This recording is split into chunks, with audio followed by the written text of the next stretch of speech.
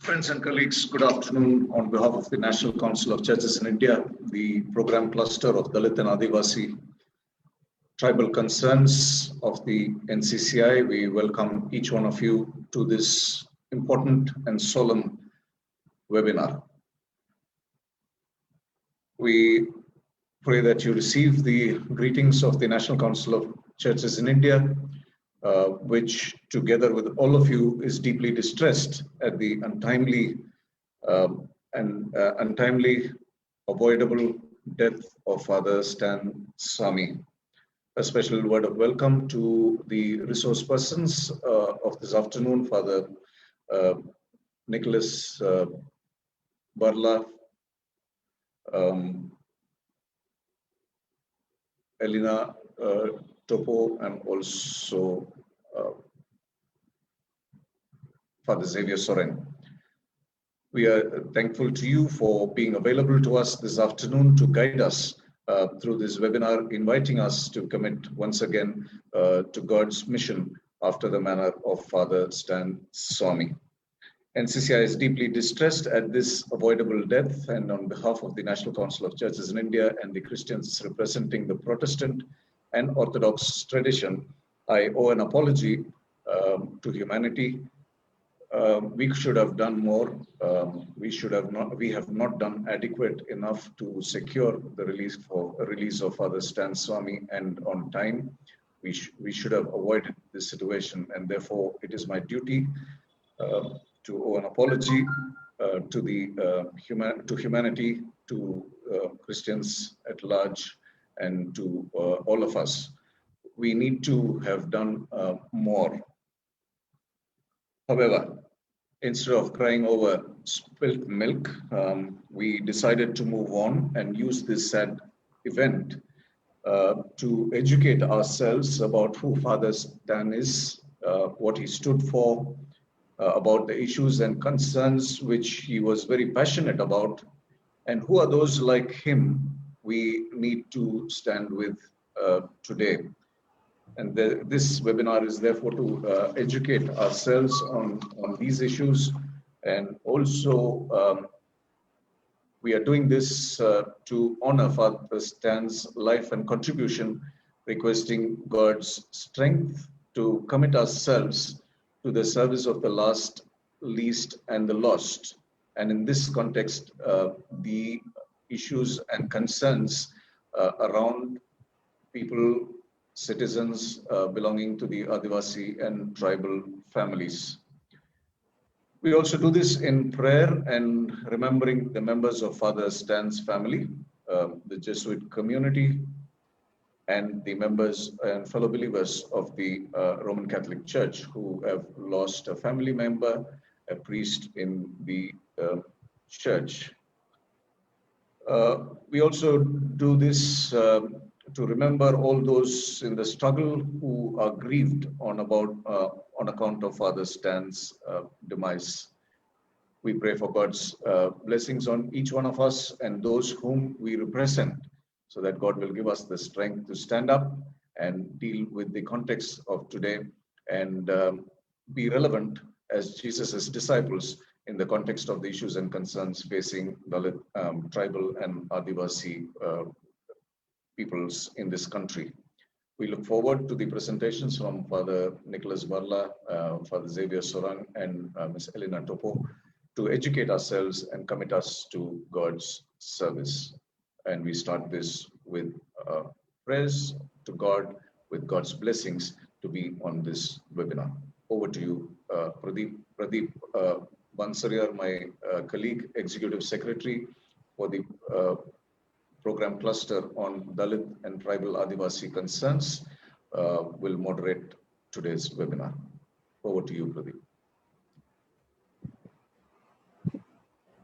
Respected church leaders, today's speakers, and dear friends, Johar. I join Reverend Asir Ebenezer, the General Secretary of National Council of Churches in India, and my colleagues today evening to pay homage in honor of the life and contribution of Father Stan Swami. Thank you for your valuable time and thank you for joining us. We were deeply shocked and saddened to hear the news of passing away of Father Stan Swami on 5th July, maybe at around 1:32 p.m. He had been a valiant fighter lifelong for the liberation and rights of the historically oppressed people across India. We give thanks to God for his life, contribution, and commitment to the struggles of Adivasi people, especially in Jharkhand. Today evening, we have with us Father Nicholas Barla. He is basically from Sambalpur, which is in Odisha. He has been involved in drafting different laws and negotiated with the governments on different acts. He was one of the advisory members in the Ministry of Rural Development, Government of India, and also an executive member of the Bharat Rural Livelihood Foundation. At present, he is the secretary in Catholic Bishop Conference in India, CBCI, Office for Tribal Affairs. He and CBCI Office for Tribal Affairs had a very close association with Father Stan. And today evening, Father Nicholas will be sharing with us the life journey of Father Stan Swami. Now, may I invite Father Nicholas to share. Father Nicholas. Thank you very much, dear Pradeep and Asir, and all the National Council of Church in India, and also all respected and honorable leaders from different parts of the country, those who have gathered together to give a befitting honor to late Father Stan Swami, and definitely as tribal myself from Urao and Kuruk tribe, I would like to extend my deep gratitude on behalf of the Adivasis of India, as I lead different groups in the country, for his eternal peace and also consolation and support to all his family members. Yes, I am from Orissa, Sambalpur district, but Father Stan Swami and myself, we are very closely associated since 1994. Those days I was a young boy, I was a priest. And somehow he noticed me, and he came to my place once, and we discussed about the knowledge and education and how to empower the tribals in the grassroots level in the villages, and how to bring together in the national level. So from that time onwards, I have been associated, and whatever I know, I would like to share with you all. He was born on 26th of April in 1937, and joined the Jesuit seminary, we call the training, Jesuit training, in 1957, and ordained priest later in 1970s.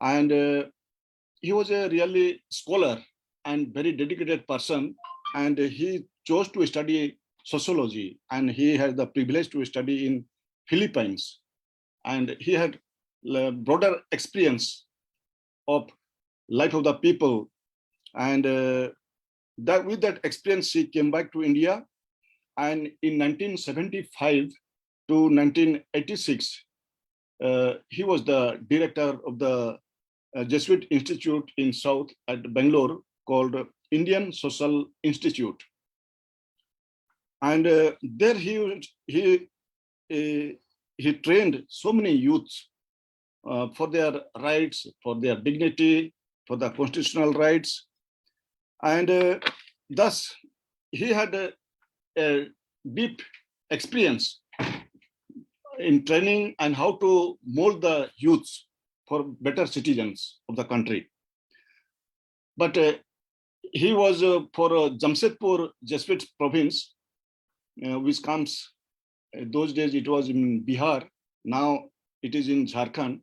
So after the completion of his term in Indian Social Institute, he came back to Bihar those days, and he started working among the Ho Mundas. These Ho Mundas are found mostly in that belt of so-called Chota Nagpur in Jharkhand, and some parts of West Bengal. In Orissa also they are there. And he felt one with them. He learnt their language very fluently, and he would mingle with any Ho Mundas so openly. And that's how the Ho Mundas in the primary phase, they were very close to him and they accepted him as their own elder brother. And that was the starting point. And one thing he was telling me is, I still remember that he learned very well on Paulo Freire's, the pedagogy of the oppressed. And this particular Paulo Freire's and his struggle in South America, that inspired him so much. And therefore he could see that in different way, how to educate, how to empower the youth. And that's how he tried to implement those techniques, those methodologies among the illiterates, the villagers, the forest dwellers. And thus his methodology and his ways of empowering the people was very catchy and very well accepted. And on this process, definitely he has trained thousands of individuals, youths, students, different both Catholic and our Protestant groups, leaders, priests and nuns, university students, professors, many NGO leaders, and so many social activists and all. And I am one of them that way. And during those days, of course, so if we remember, then that was the beginning of the modern development of India. The new liberalism just began. And in those areas, that Ho area or in Jharkhand area, there was lots of land grabbing by different companies and by the government.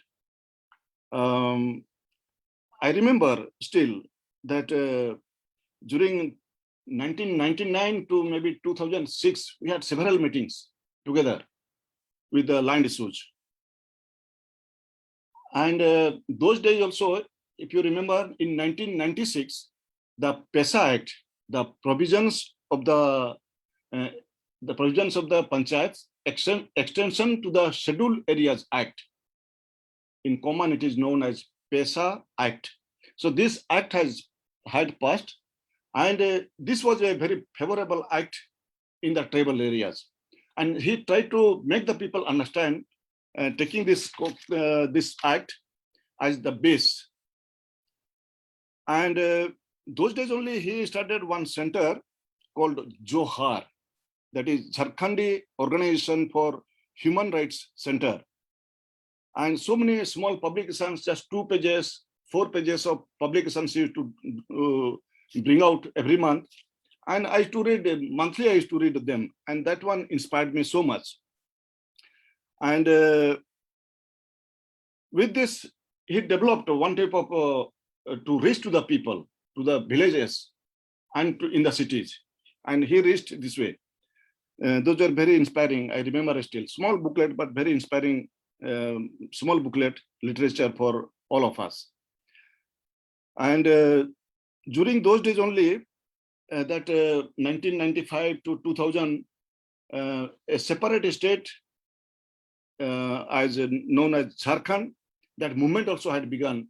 It was in the peak of its momentum those days.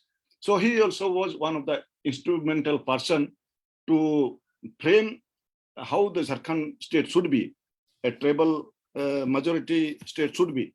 So he was trying to bring all the people, intellectuals and villagers and leaders together and to make a better state. And he started, rather his congregation, they started in 2006, Bagicha, a center for research, advocacy work, training, and particularly for the tribal rights, dignity, justice, empowerment of Adivasis. So that way, I had privilege to go all these places and to be with him and to work together, to reflect together, and how to go about for dignity of the tribals. So we are working together. Being an advocate myself, when I studied about the tribal rights, now we have the 5th schedule, the 6th schedule in the constitution, and these laws are actually very favorable and very good for the tribals. They protect our rights. But unfortunately, in reality, it is not being implemented in letter and spirit till today. So we had several dialogue. I remember those days, Dr. B.D. Sharma was there, who was behind this PESA Act. So we had also together discussion how to implement. So he used to suggest, being an IAS officer, he used to tell, if government, they are not able to not implementing it, we have to do from the below. So Gram Sabha concept, that one came. And therefore in each village, whether government accepts or not, but let us constitute Gram Sabha in each village. That was the idea. Then later on, we had the Forest Right Act, Land Right Act in 2013, and Mines Minerals Development Register and Regulation Act, and District Mineral Foundation Act. These were very, very nice laws that were enacted in favor of the tribals. But unfortunately, again, there were problems in implementation. So really, it does not reaches anything reaches to the tribal villages, including the tribal subplans. Lots of money is there, but it does not reach. So those were how we can reach to the villages. So that was the whole idea.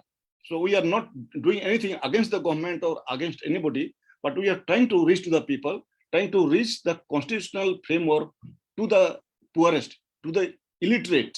So that was the whole idea. And definitely when something happens, then we become, we have to come out from the houses and we come to the road, we demonstrate, and we tell the government that we are not happy with this type of things. So that way, we had several peaceful protest rallies and demands. So I remember still Netrahat field firing range. Those who are in Jharkhand, they know very well what it is. Koil Karo Dam. So though I was from Rourkela and Sundargarh district those days, but I was part of all this, part of all these movements. And later, I remember, we are promoting actually. The Pathargadi started the PESA Act, particularly with the erection of the stone, which is a cultural part of our Adivasi life. With that, we wrote the constitutional rights, the PESA rights, what is inscripted in the PESA Act, we put it in the stone, and that we erected in the village to village, telling that yes, from this territory of this village, it belongs to us. So all the natural resources, say forest, hills, stones, sand, everything belongs to this village. So without the proper consultation and all, nobody should take it away. It belongs to us. So with that concept, we started working together. But unfortunately, in Jharkhand, it became, and the government could not understand it. They took it in negative sense, and they said this is anti-national activity. In Orissa, the government took up in the assembly, there was discussion. So we had few good MLAs who defended it. They said, this is the PESA Act passed in the parliament, and it is not against anybody. It has to be implemented. So this was a very good dialogue with the government in Orissa. And in Orissa, there was not much problem, though some problems were there. But in Jharkhand, it was so many innocent people because of this erection of the stones and writing the rights given in the PESA Act. They were considered as anti-national. And Father Stan Swami was associated, he was labeled for all these activities, and he was labeled as anti-national activities. And so this type, so many movements, and which were positive, it was for the betterment of the villagers, for the innocent, for the marginalized people. But sometimes, most of the times, it was considered as negative things. I think what I feel, my friends, is yes, with deep study as a sociologist, as a philosopher, as a theologian, he had deep experience of Jesus and his principle in life, and he would not compromise anything else but for justice and truth. And he would not give up anything. Even if you have heard him in the last video speech that he had given you, he would not mind to do anything, to happen to anything, but he stood for the truth and right. And that's so when he was labeled with Bhima Koregaon, he had no problem. He accepted it. And when the National Investigation Agency came on 8th October, there was no hesitation for him. Though he was weak physically, but he said, yes, whatever action you want to do, you do it. So that was a very great willingness from his part. And he abided with all the authorities of the country, all the rules of the country. But he knew it that he was innocent totally. And he is innocent. I am also knowing he's innocent because he has never gone to Koregaon. He has never seen it. We had never heard about it. And how all this, how one person who is a person of just and right and lovers of the poor, how he would be thinking of that type of negative things against the government or anybody else. So this was very surprising for all of us. And this led him to go to the jail. And there he had to undergo all these problems and sufferings, and till the end, we are knowing it. So I don't like to express all these things.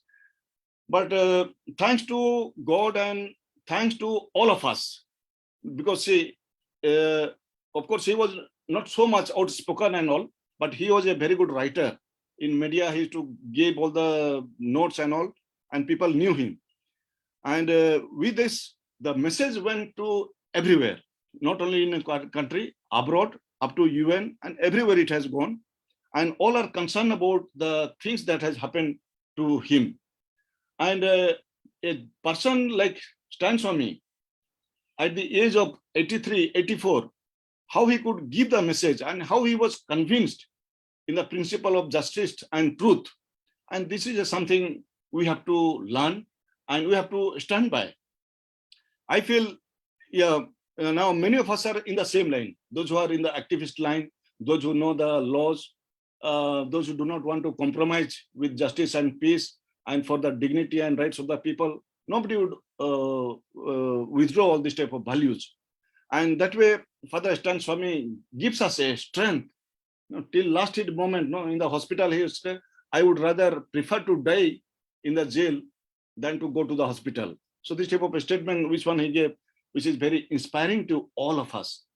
And thank you very much to National Council of Churches in India for organizing this webinar to give him and to remind us, to strengthen us, to bring us together again, to continue the unfinished work Father Stan Swami was doing with the least and the lost, the forest people, the Adivasis, the tribals, and all the marginalized people in Jharkhand, not only in Jharkhand, but he had hearts for everyone.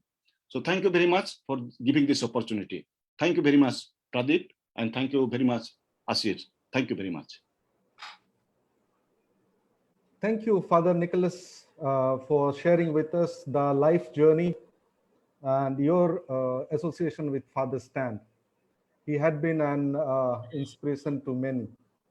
We lost a human rights activist who challenged the authorities, raised his voice, and stood for the rights of marginalized people. And he had been a true follower of the path of Jesus Christ and remains a model for other Christians as well. Now we have with us Father Javier Soaring. Father Javier Soaring is a Jesuit priest and serving as an assistant professor in Javier Institute of Social Service, Ranchi. Most probably, he was the closest among all of us present here, as he worked and lived with Father Stan in Bagaicha for 2 years. His association with Father Stan is worth listening. So today evening, he will be sharing with us Father Stan's contribution to the Adivasi communities in Jharkhand. So now may I invite Father Javier Soaring. Father Soaring. Yeah, thank you for this warm welcome extended to me. Dear Reverend Asir Ebenezer, Mr. Pradeep, the host, the speakers present here, Father Nicholas and Mrs. Selena, all the dignitaries and church leaders present for this very important occasion, and all the members and associates of National Council of Churches, India. I am deeply indebted to NCCI for organizing this condolence meet. I did not think for a while that this was going to happen. I had the honor and privilege of staying with Stan for 2 years, to live with him and work with him very closely. And also, since I am a Jesuit personally, and also a tribal, from that angle and perspective also, I think it was my privilege and honor to have been with him, lived with him, and worked with him. That was a great privilege I think God gave me. And this condolence meet is an honor and in respect to him and to all the Jesuits who are bereaving this death, and all the associates, all the organizations, and all the social and intellectual activists who were working with him. And thank you once again. And my presentation will probably a little bit of a repeat of what Father Nicholas presented and shared. But all the same, whatever I have to say, I have put them together in a PPT form. And I'll share the PPT with you and try and journey along with me as we try to remember this great person and personality who did a lot and meant a lot for the tribals and the tribal society and others who are underprivileged, marginalized, and excluded members of the society.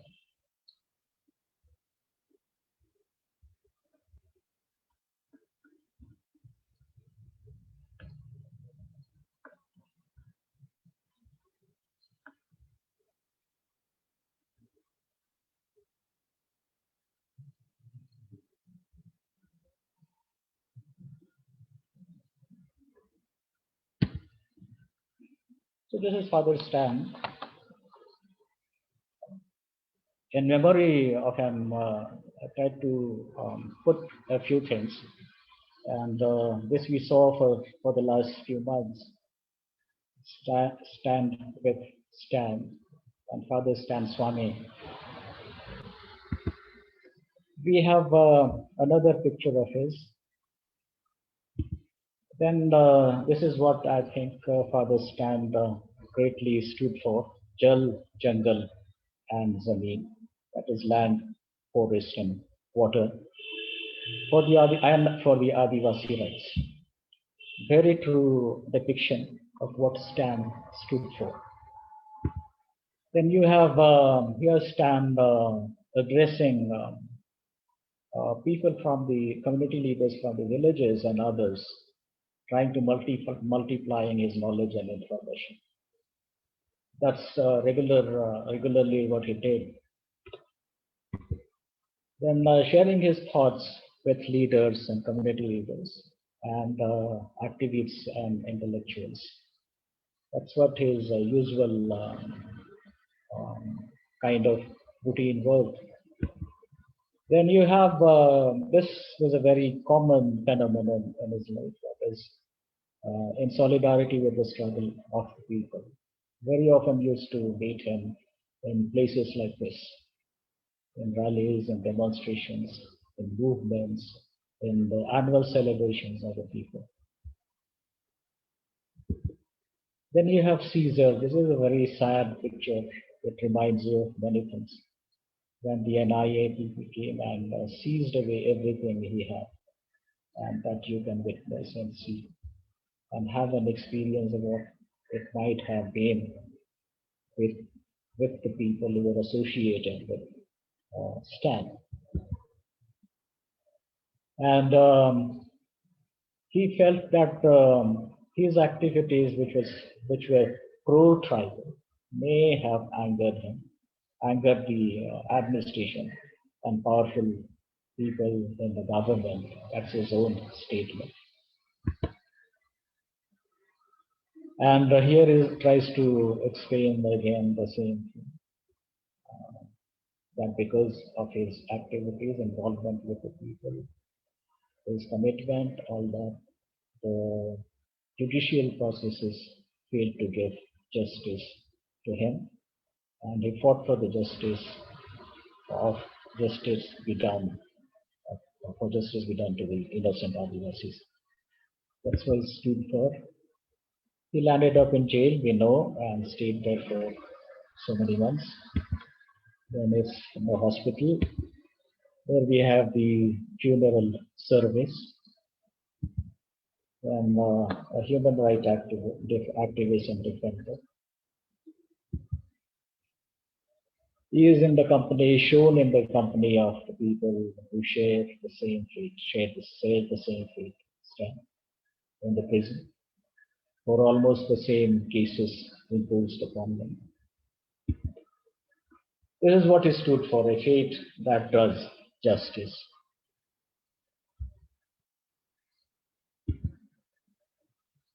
He believed in the faith that does justice, which means that justice or works of love or service were an inalienable part of the faith that he lived and practiced.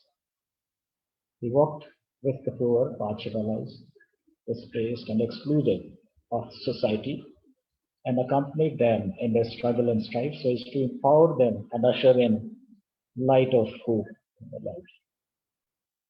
He drew strength. This is my own assessment of him. He drew strength and energy from the life of the tribal martyrs, the most of whom unsung heroes, who gave their life and championed the cause of the tribal identity, and the Dalits of the area. You can see the stone slab erected in which many names of the tribal martyrs are inscribed, both sides. And I used to see him every morning after his usual exercise come here and stand before this stone slab and pray. I thought he was drawing strength for himself from the strength of the martyrs and the faith of the martyrs. That he did every day without fail whenever he was in the center. And these are the corners, if you can see here. He used to stay in this room first, for him in the top room first, and then came back here. From here, the NIA started its investigation, and the rest of it we know. Love people we are. We are called to love people. We are love people. God loved us, and we have been called to love people. And that's the value Stan stood for. Father Stan's heart went out to the people, especially the Adivasis, Dalits, displaced and marginalized. In his initial years, he lived in an interior Bhu village, as was told by Nicholas, to learn their language and to know about their world closely. He shared a room with one of the families initially. The village community offered him a small plot. The residents helped him to build a small hut with a room and a kitchen. The house was open to anyone who wanted shelter. So that's the level of commitment of Stan went to be with the people. It shows also the love for the people. He had a long stint in Indian Social Institute, also Nicholas mentioned about it. After he returned from Bangalore, he stayed at the Jesuit Community of St. Joseph's High School and worked for the revival of Johar. That's an organization which worked for human rights. And we are told about it, this center. Later, he moved to stay at the office of Johar, which began advocating for popular causes and reviving the traditional self-governance. This is the area he has been involving in. Munda Manki system, not only Munda Manki system of the whole society, but here also, other PRI institutions, Panchayati Raj institutions, for their revival and empowerment of people. Here he began contacting various social activists and socially committed individuals and persons and organizations. In the late 90s, when the displacement issues were at their peak, you had Koil Karu and also the Nekarhat issue. The Jesuits decided to have a zonal social center. The Jesuits had 5 provinces, and 4 in Jharkhand and 1 in Chhattisgarh. In Ranchi, to address their common issues like displacement, migration, etc., Father Stan Swami was assigned with this important task. He came to Ranchi in June 2001, and initially, to start with, he stayed in Gharana Palace, Gharana apartment, Purulia Road, Ranchi. He began to contact organizations and movements for coordinating the struggles against displacement and dispossession. In the process, Ranchi Jesuits province agreed to gift an acre of land within the campus of the Agriculture Training Center. You may have known, most of you. Stan Swami looked for an Adivasi architect.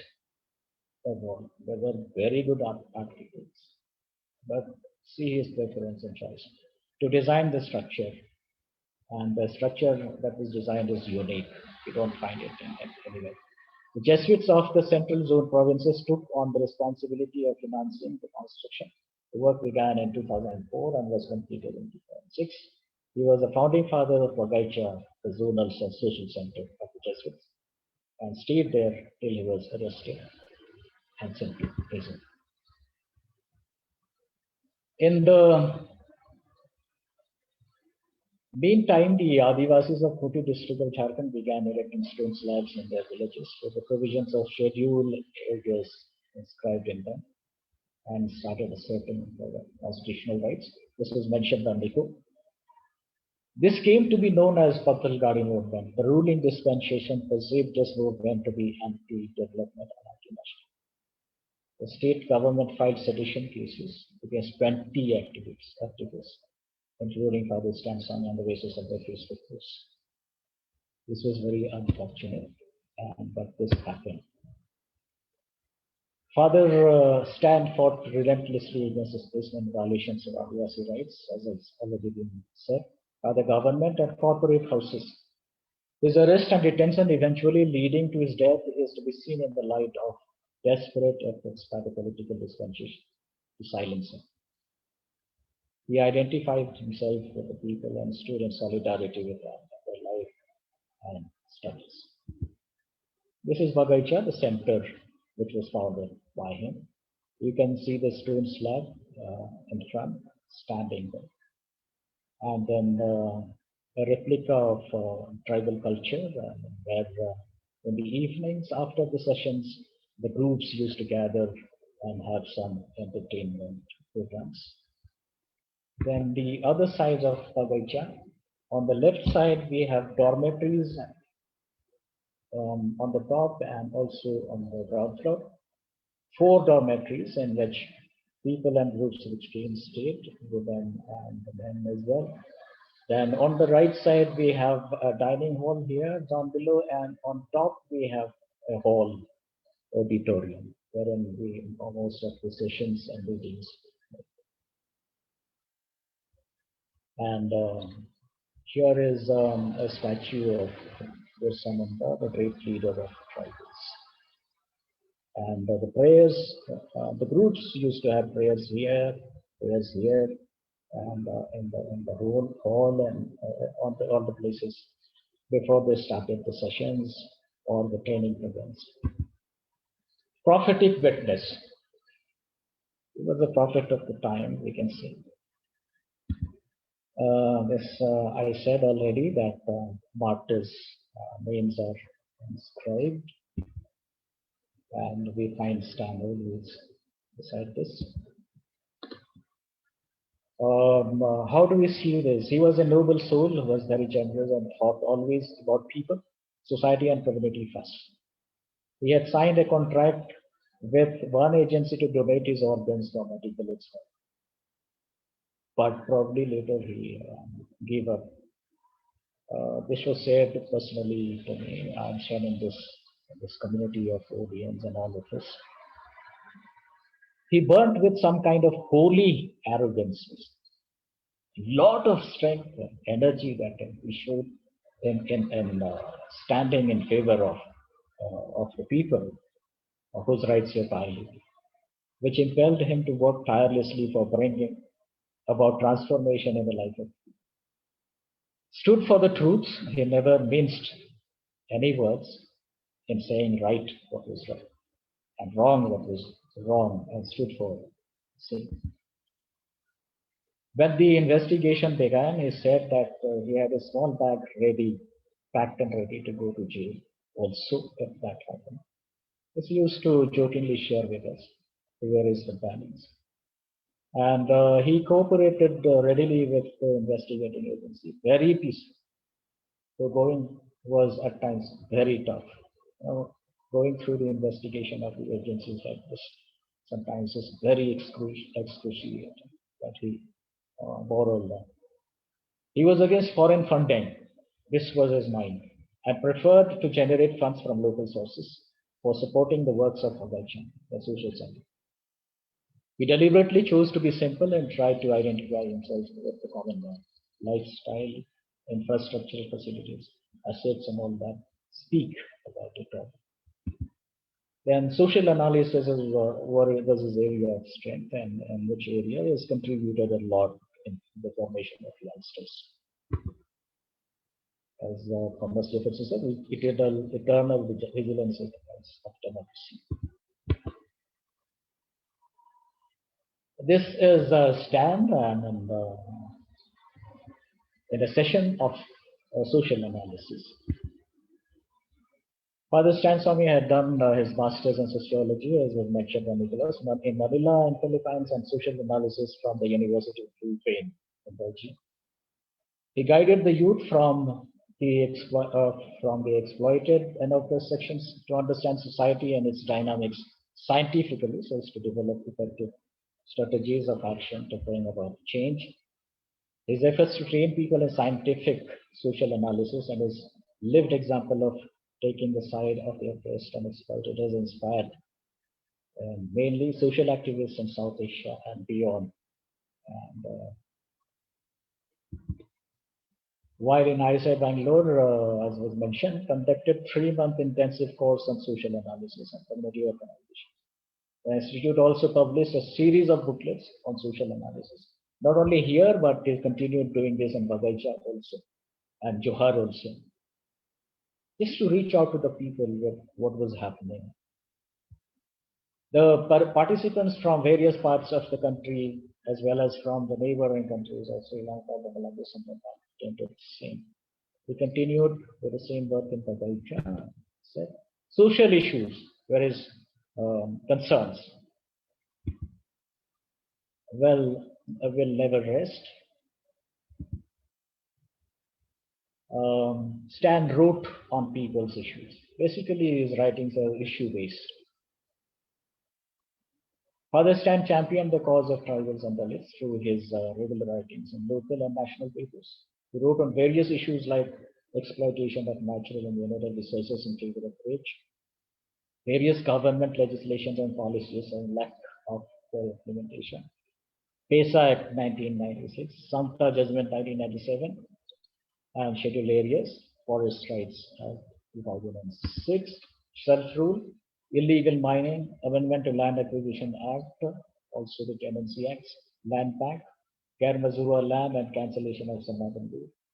Published annual compendium of all the articles he wrote throughout the year. So we have a number of small booklets that he used to produce every year. He gave voice to the voiceless in this way by his writings. Nation building, what could be his contribution towards nation building? We just try to see a few things. You have your own assessments. Beauty of a nation's secularism, socialism, unity and diversity, and democracy. He strongly adhered to the values of secularism, socialism, and democratic values. He never allowed his faith to come on the way of welfare, service, and empowerment of all people belonging to different groups. He wanted Bagacha to be a space where people of all faith, language, culture, rich and poor come and feel comfortable, equal, sharing the same platform, simple food, and the facilities, and also the issues. He was a member of Sadhana Manch, Nagrik Prayas Manch, just to name a few, because he was involved in so many ways. PUCL, Saja Manch, People's Movement, and many other people's platforms, and worked for peace building and reconciliation, unity and diversity, socio-economic and political welfare of the needy and underprivileged. Collaboration and networking at the heart of those various movements, and was his way. He believed that being part of the people's movements was essentially a very noble ministry and mission. Time and again he told me while relating with him that you need not do much, you need not think about anything, but to be part of the people's movement and stand in solidarity with them. That's the greatest task that we're ahead of us. He wished that the leadership develops from the people and communities. Therefore, he had a great heart for the tribal leaders and guided them and supported them from his own experience and expertise. And tribal leaders used to love to come to him and share with him his time and experiences. He strictly adhered to the democratic way of decision making, and people felt happy being part of the process. We have been together, so I know this. Research for action. Research must be done with a view to action, meaningful action. These are some of the theories that are proposed.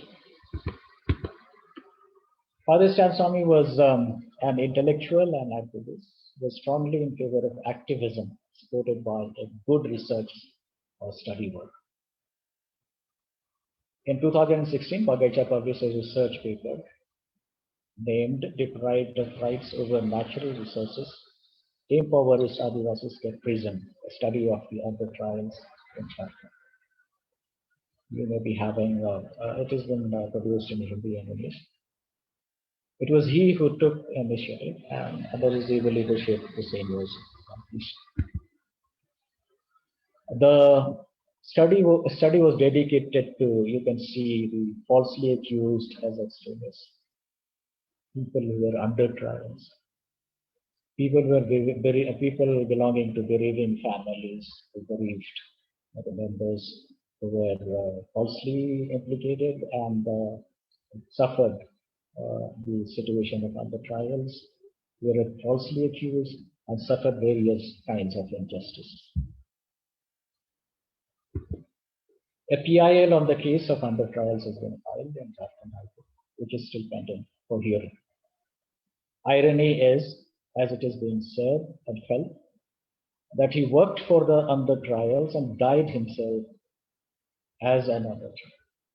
It is obvious that he was falsely implicated as being a member of the banned Maoist actor.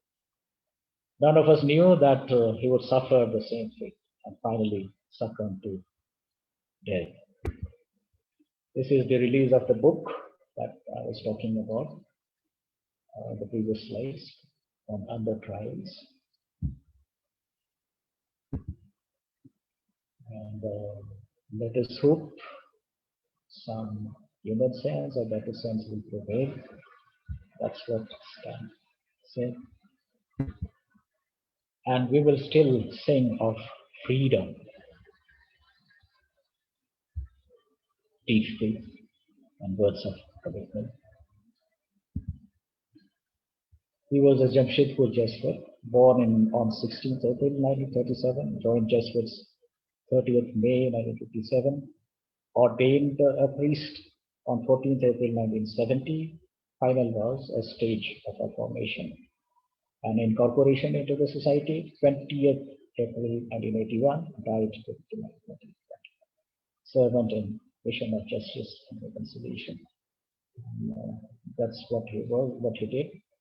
1971 to 71 to 74 social work, Jamshedpur and Chaibasa. 1975 to 1991 ISI Bangalore. 1993 to 95 social work, TRTC since Xavier Singapore. 1996 to 2001 Johar Chaibasa. And 2002 to 2020 the Raicha branch. So God bless Stan, that eternal happiness, his kingdom, for what he was for the tribals, for the Adivasis, and the Dalits and other underprivileged and excluded members of society. We pray and remember him gratefully, a gift from God who served the society through his life. And may he continue to rest in peace. Thank you, one and all, for bearing with me and patiently listening. Thank you. May God bless all of us. May God bless NCC. Thank you.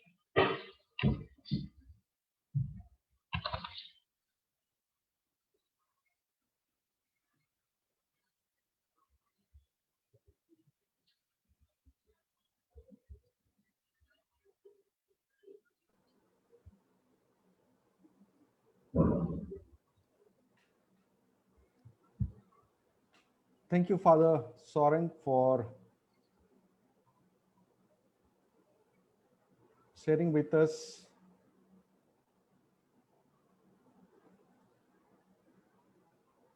Father Stan's contribution. He worked tirelessly for more than 3 decades on various issues of the Adivasi communities, and mentioned by you, especially on Jal Jangal Jameen, labor rights, forest rights. He lent his voice for the implementation of PESA Act, Patalgadi movement, and many more in the state of Jharkhand. I also had an opportunity to work with him in a few occasions way back in the years 2001 to 2005 during my SCM days. I used to go and meet him in Gharana apartment. I still remember that. And we learned a lot from him. And we used to invite him as a resource person for our programs in Ranchi, sometimes in Khoti, sometimes in Jamshedpur, Mandar. he motivated the younger generations a lot. So thank you once again for sharing his contribution with us. So far we have heard from Father Nicholas and Father Javier Soren. Now may I invite Ms. Elena Horo for her response. Ms. Elena, she is the president of Adivasi Women's Network, chief functionary of Women and Gender Resource Center, founder of Interstate Adivasi Women's Network, and an indigenous women's human rights defender, working on various issues affecting the rights of marginalized communities from a local community to global. Being an activist, she also had a close association with Father Stan. So may I request Elena for your response. And after that, after her response, I'd like to request our General Secretary, Reverend Asir Ebenezer, for the closing remarks and prayer. Elena D. Thank you, Pradeep, and all the NCCI dignitaries to give me this opportunity to share or to respond to these two speakers of today, Father Nicholas and Father Xavier. Both of them have covered very extensively about Father Stan, all his life, from where he started and what he contributed overall in the coming to Jharkhand, and before Jharkhand also, from where he started.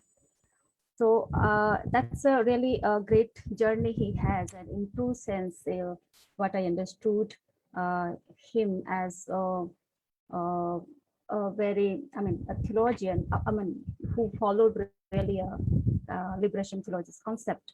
And in that sense, we can say him liberation theologian who really worked with the grassroots people or marginalized people, particularly Adivasis, Dalits, and backward classes.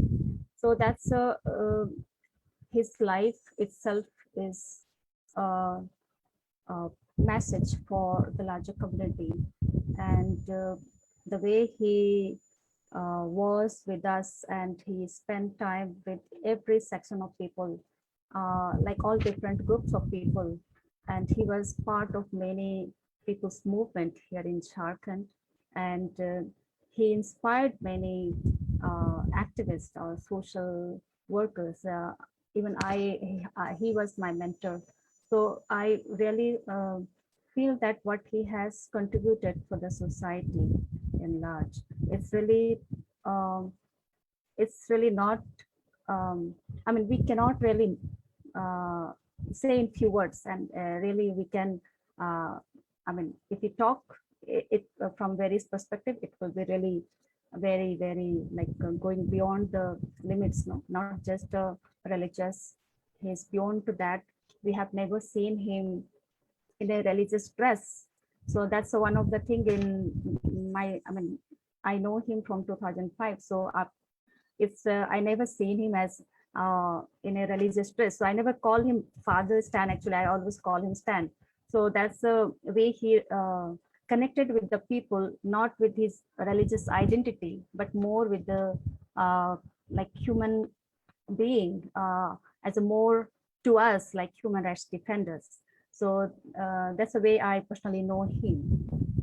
And responding to both of our speakers, I feel like they have covered a lot. And yeah, when Father Nicholas was saying about the area where he started working in Jharkhand. So first he went to West Simbhom, Chaibasa area, which is generally Ho majority area, Kolhan area we call it.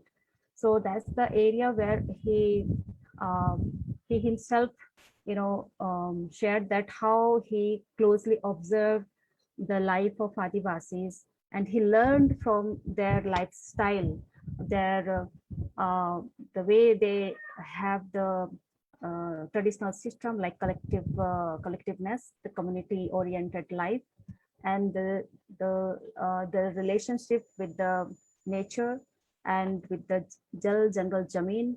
All these things, while he was working with them, he learned for himself also that these are the values which Adivasis they are having.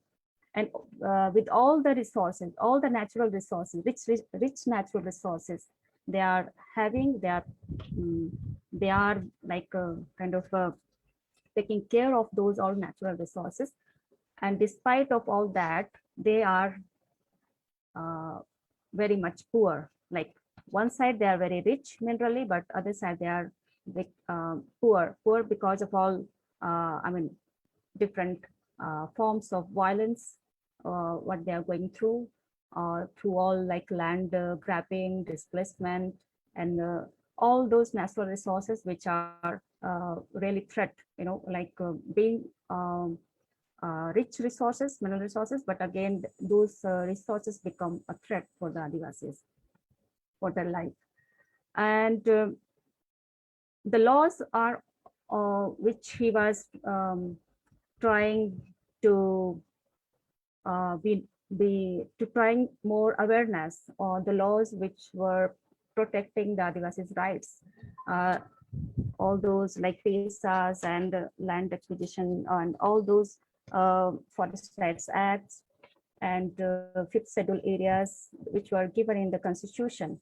So mostly he was basis on all the constitutional rights. He was trying to connect with the people and also to aware the people, and he himself was raising voices, if anything, against these laws. So he was in a way defending all the rights what Adivasis were having already in the constitutions. From the beginning, if you see that Pathalgadi, not from the beginning, it's Pathalgadi time. So that time he himself and he along with other friends, and there are many other people, all were supporting how this tribal like self-determination, not exactly we are literally following, but our self-governance system and to some extent were also under threat.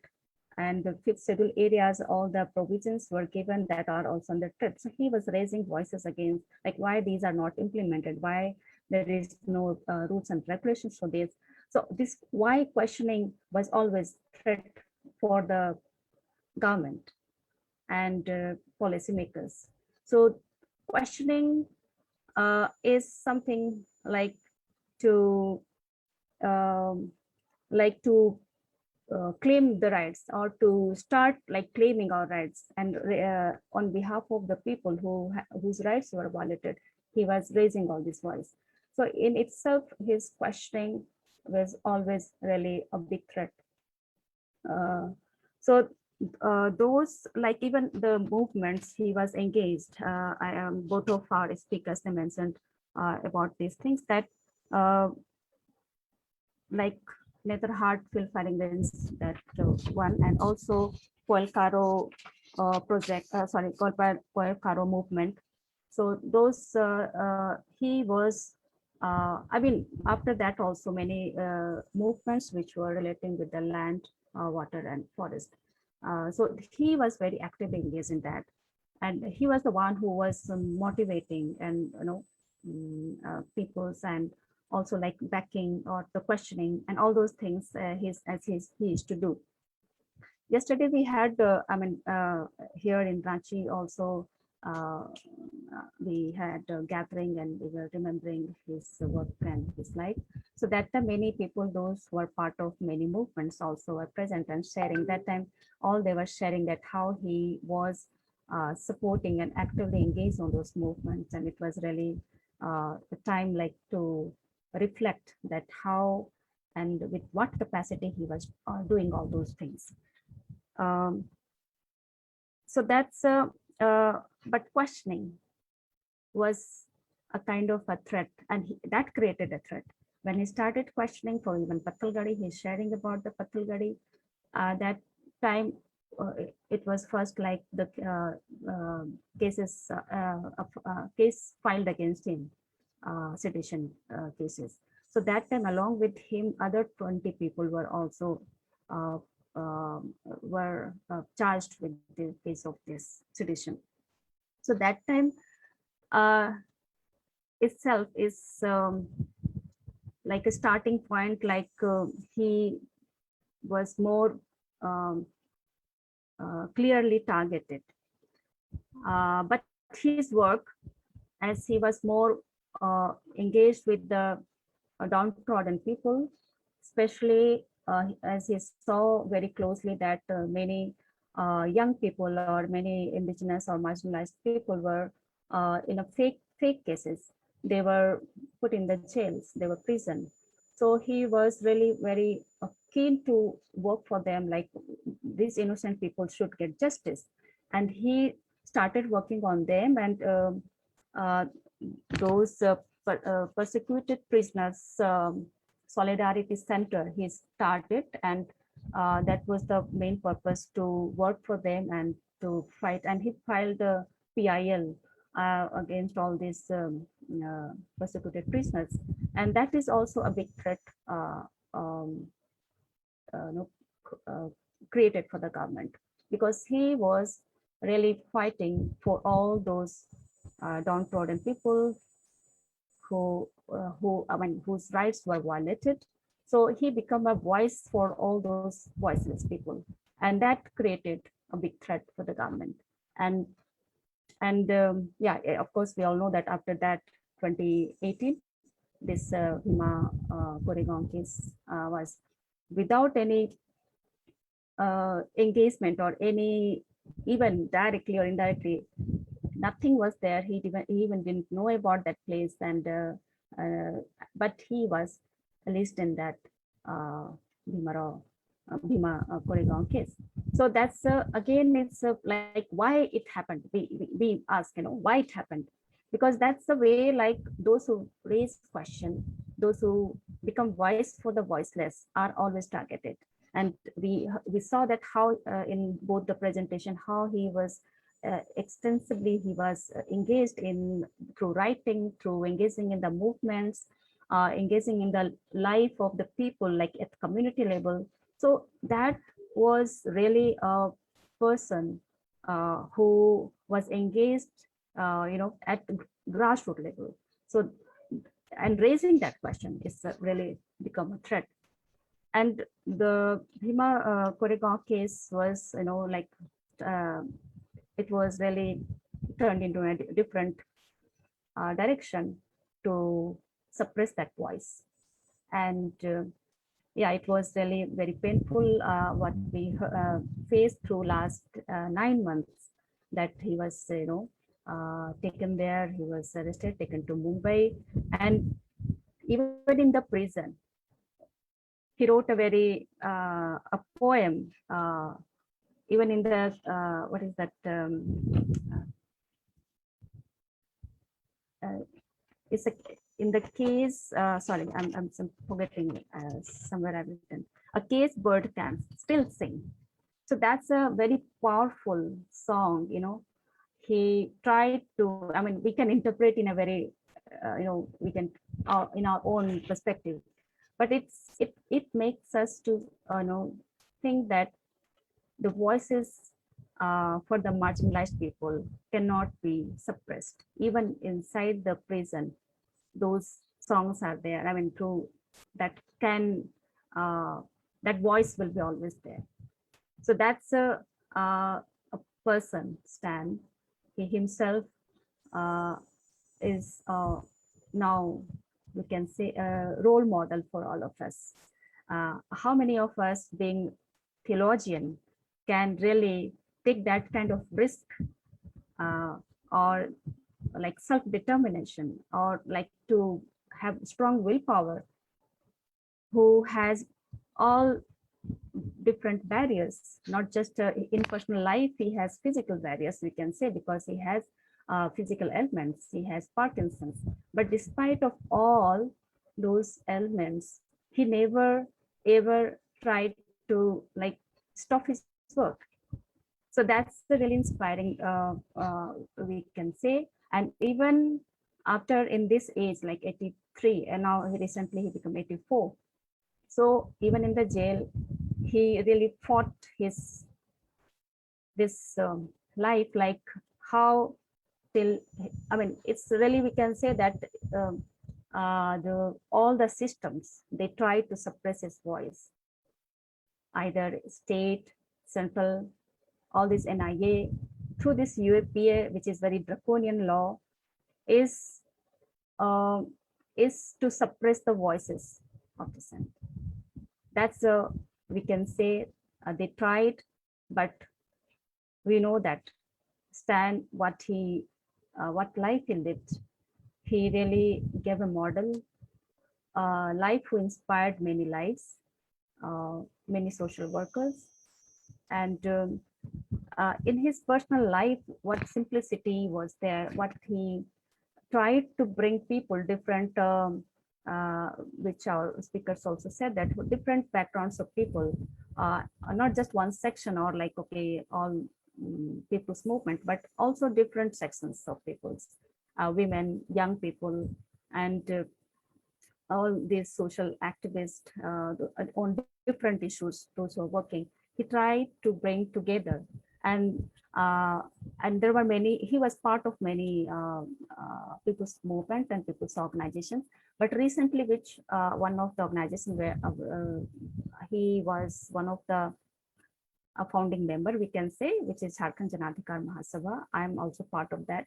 So there he tried, like it was in 2018, I think, yeah, all the different big platforms came together to save the democracy. That was the main intention, was that to save the democracy.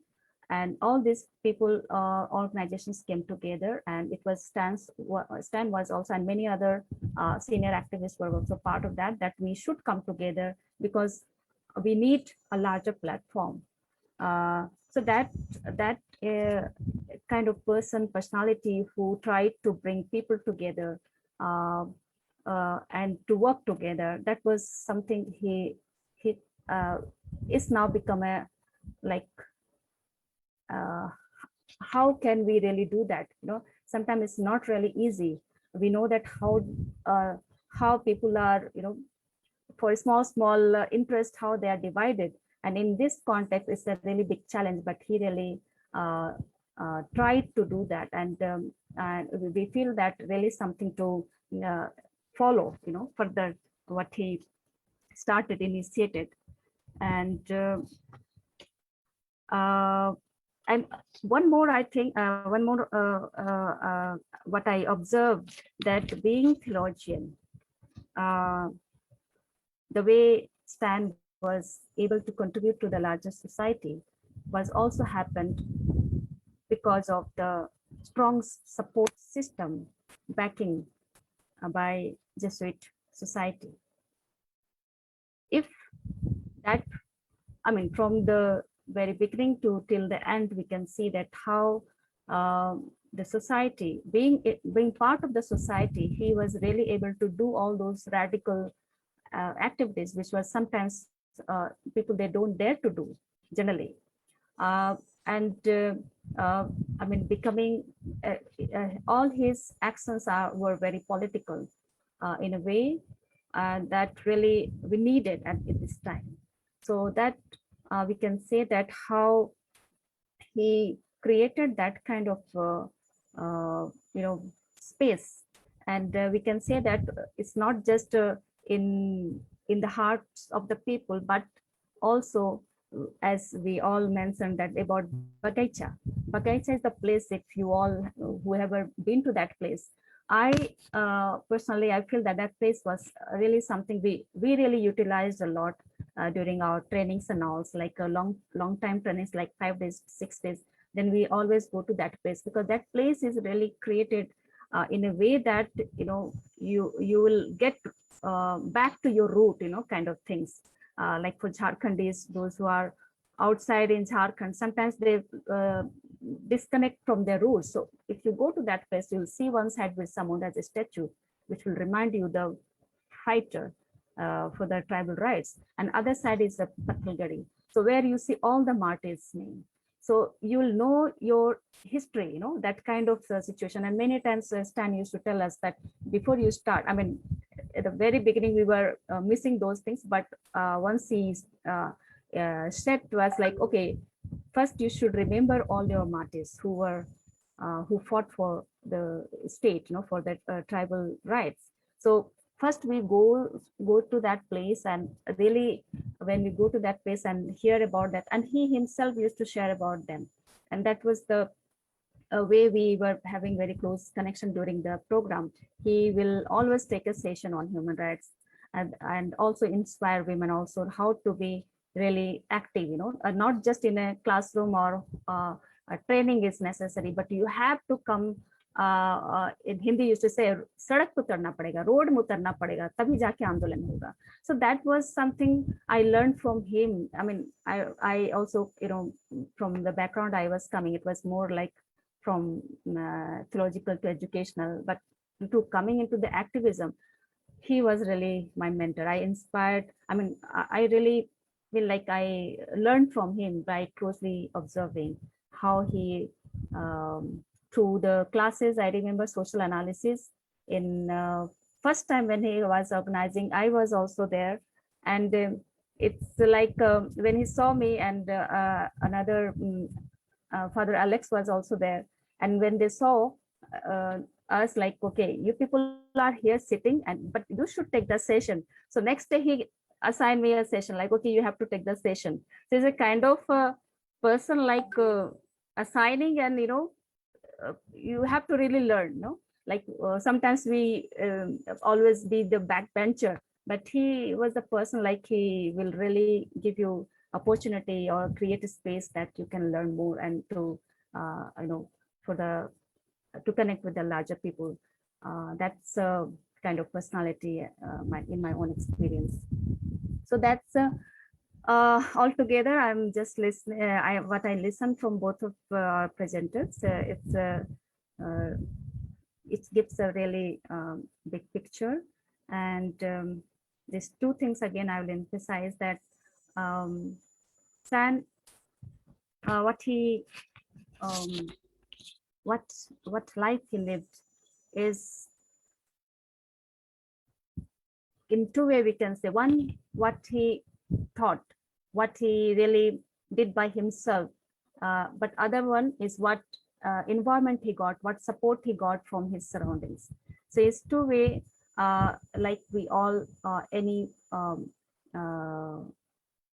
for anyone, I think, who really I don't know how to phrase this word, means they really need this kind of like personal motivation as well as a system who supports, and these two work together.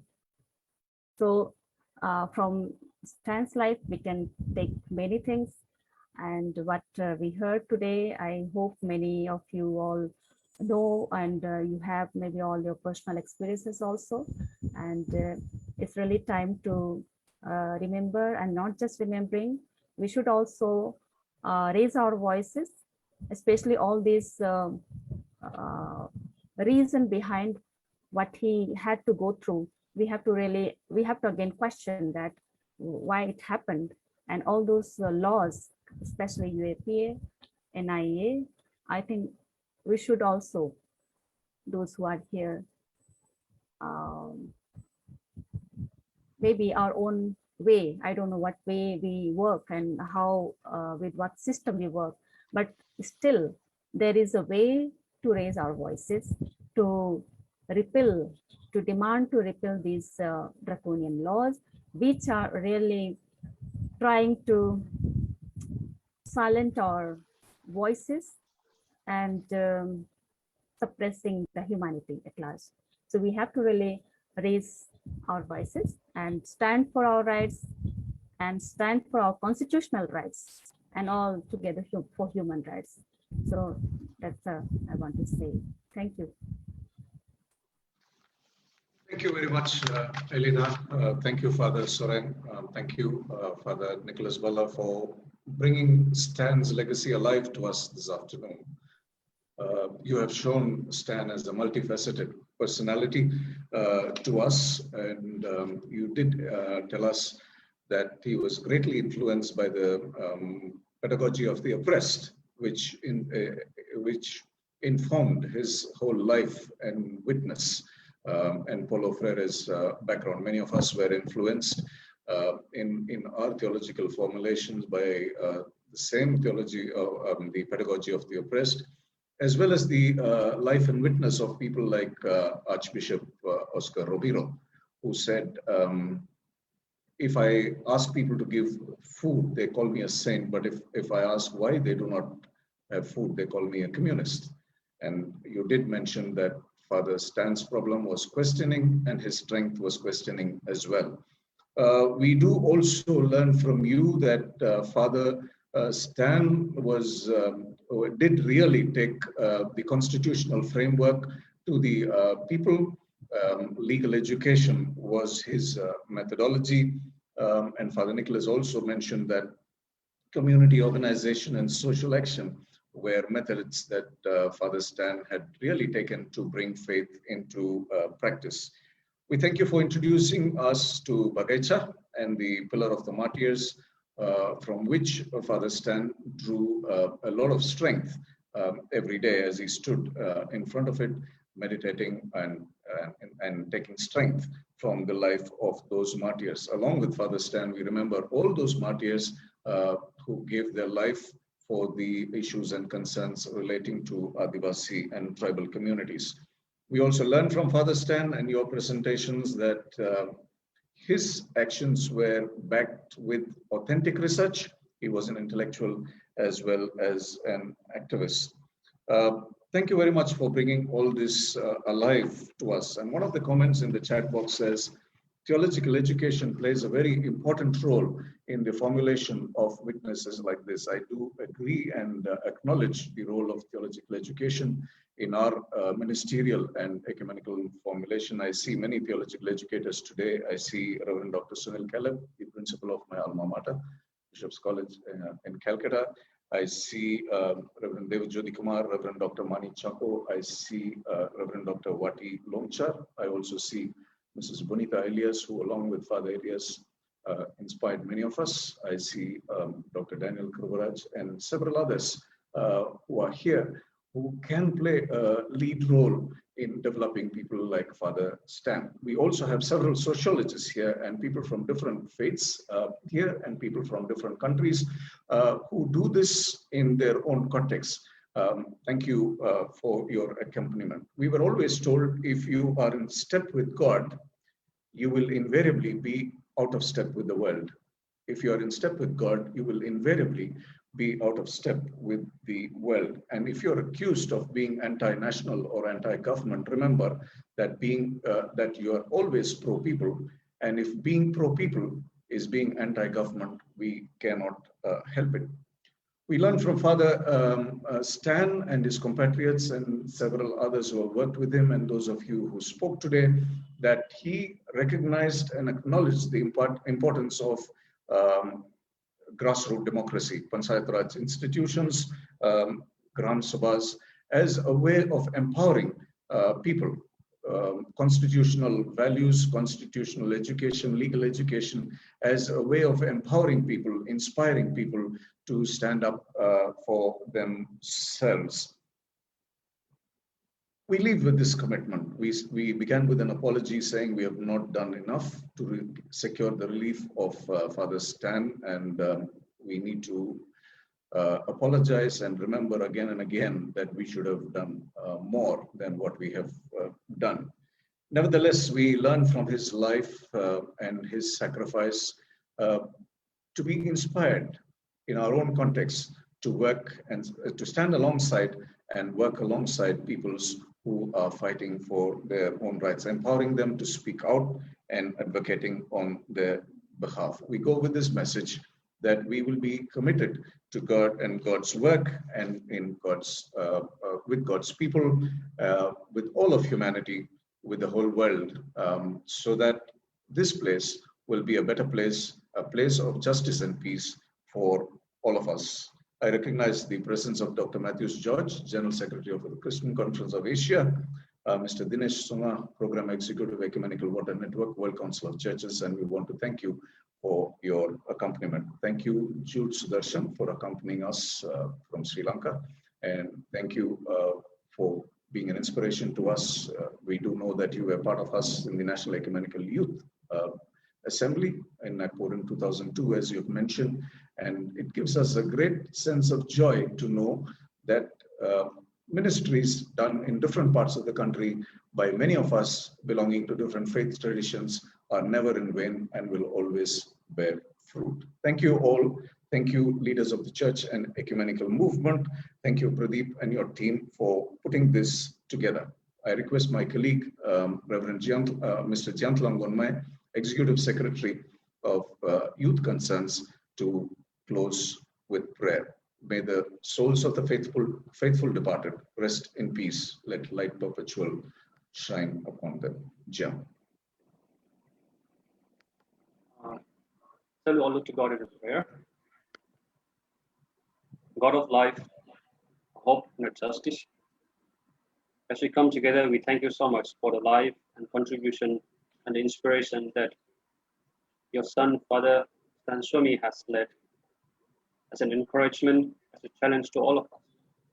Father God, as we come together to celebrate life, we thank you so much for his life, as you have taught us through his life to be a challenger, to be an inspirer, and to live out the life that you have taught us to be, Lord. God, help us to continue to be inspired through the life of Father Stan, not only today as we are together, but as we disperse from here, that may his life and contribution be inspiration to all of us.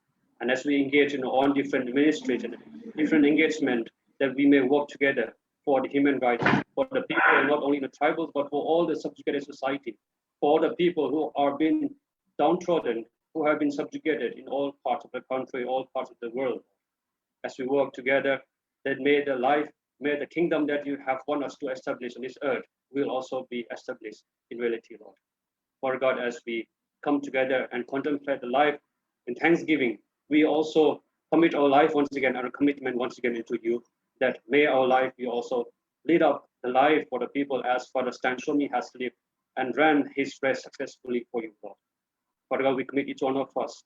Let it be an institutional, may it be an organization, may it be a church, may it be an individual, may it be in a church, may it be in all different aspects of life that we engage in, that we all work together for the human rights, for the development, for the equality, for the equity of the people, Lord, irrespective of race, caste, gender, irrespective of the identity and the faith that we live, but for the human rights that we live for you, Lord. We commit each one of us in time, especially all together who are here together, contributed and share the life of Father Stan Swami and inspiring us once again in days to come. We commit each one of us here together virtually. In your name, we pray. Amen. Amen.